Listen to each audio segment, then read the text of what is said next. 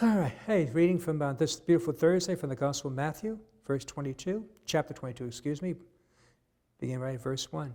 Jesus again in reply spoke to chief priests and elders of the people in parables, saying, "The kingdom of heaven may be likened to a king who gave a wedding feast for his son. He dispatched his servants to summon the invited guests to the feast, but they refused to come. Second time he sent other servants, saying, Tell those invited, behold, I have prepared my banquet. My calves and fatted cattle are killed, and everything is ready. Come to the feast." Some ignored the invitation and went away, one to his farm, another to his business. The rest laid hold of his servants and mistreated them and killed them. The king was enraged and sent his troops, destroyed those murderers, and burned their city. Then the king said to his servants, "The feast is ready, but those who were invited were not worthy to come. Go out therefore into the main roads and invite to the feast whoever you find." Servants went out into the streets and gathered all they found, bad and good alike, and the hall was filled with guests. But when the king came in to meet the guests, he saw a man there not dressed in a wedding garment. He said to him, "My friend, how is it that you came in here without a wedding garment?"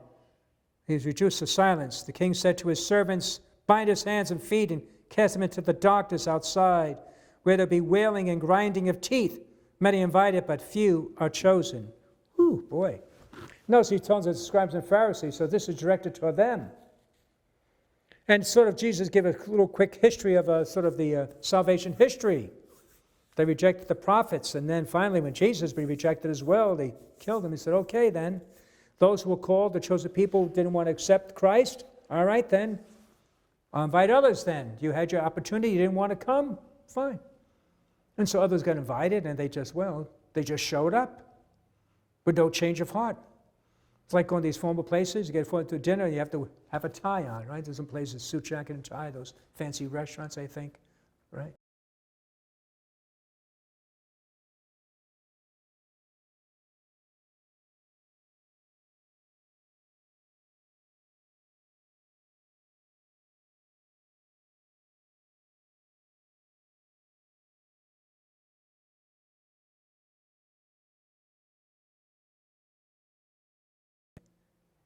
No. Many are chosen, but few. Many, right? What's that say? Many are invited, but few are chosen. And so again, who gets there? Who will be with the Lord? That's a very good question. You just can't sort of float in. Just can't seem to, assume that. We have to be baptized, be born again, and live for the Lord. And that's a question we need to ask ourselves. How am I dressed? What am I doing to serve that I'm a disciple of Christ? God bless you.